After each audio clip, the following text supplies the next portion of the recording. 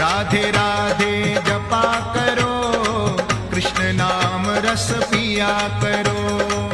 राधे राधे जपा करो, कृष्ण नाम रस पिया करो।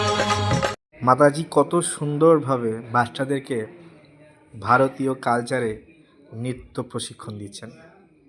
আর এখনকার তথাকথিত ভারতীয়রা শরীরের অঙ্গ প্রদর্শন করে তারা নৃত্য করেন বা নৃত্য দেখান বা নৃত্যর শিক্ষা দেন।